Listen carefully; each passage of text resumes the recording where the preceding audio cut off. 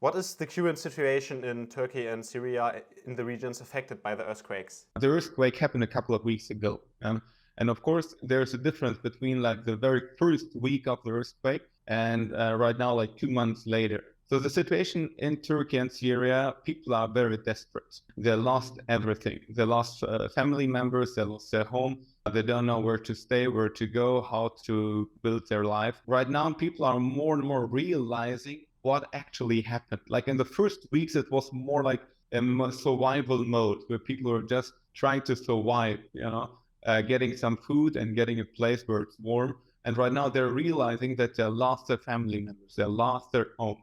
And that brings them into a situation of hopelessness, because to build up again a house will last for at least a year or two. And so people are hopeless. What shall they do tomorrow, next week? How shall they build their life? So they're desperate. They're realizing what happened actually, and of course, many of them are hopeless. The infrastructure is still broken. Water, electricity, that's a problem. That's a huge problem. We are thankful that it's getting warmer weather-wise, so it's easier for people to live and survive.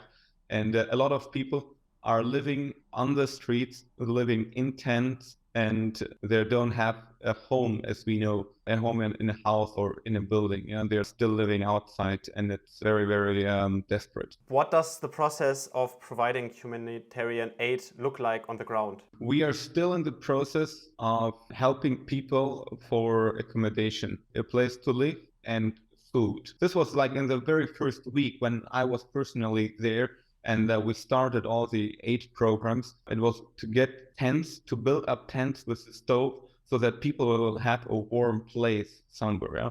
And then, of course, to prepare food, a cup of tea. These were like the two things that we did in the very first week. And we do it until now, and we will continue doing it. Of course, right now we are setting up tents family-wise. In the beginning, it was more like getting as much tents as possible and as much people as possible into a tent. It's like a survival mode. Yeah. But right now we are setting up a tent per family and providing food for them, and clothes is a big issue right now. And so food, clothes, tent, a place to live, that are the needs right now on the ground. What are currently the biggest challenges in providing humanitarian aid? The biggest challenge is the increase of prices. So in Turkey, you can buy everything. You can buy aid supplies, you can buy food, tents, everything. But the prices over the last 2 months just like increased, that doubled, it tripled sometimes. So it's a challenge to get these supplies, actually to buy them and to bring them into the area of the earthquake. Once people have a tent, once people get some food, the challenge is school for kids and a working place for people. They lost everything. So kids are in their tent, they're outside, they don't go to school, and a lot of people in this area lost their job.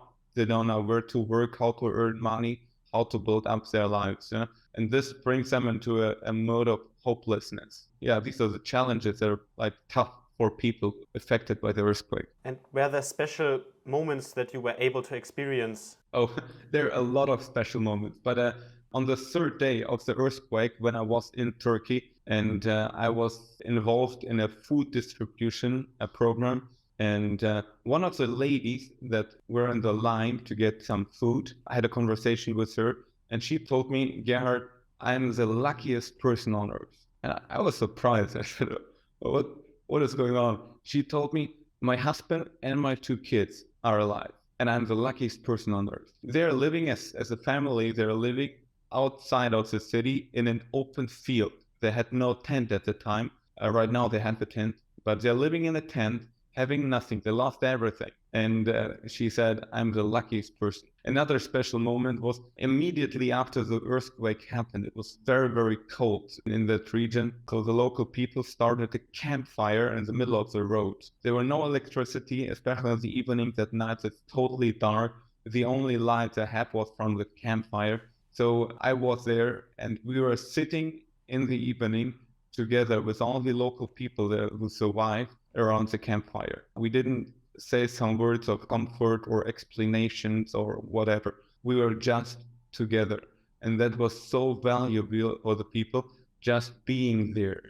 of course, showing them and saying to them that you're not alone. We love you. We will help you. We will stay with you in this situation. But it was a special moment to sit together with them around the campfire and to share the pain they're going through right now. And then when we went through the streets of Antioch, or Antakya, the name of the city, and we're giving out food, the faces full of thankfulness. Some were crying, some were smiling for a couple of moments. But like the deep thank you that they were sharing with us, it was like worthy enough to do all the efforts for the aid program, realizing that this small plate of food has a big impact on the life of one person. And these are like special moments that you will never forget in your life.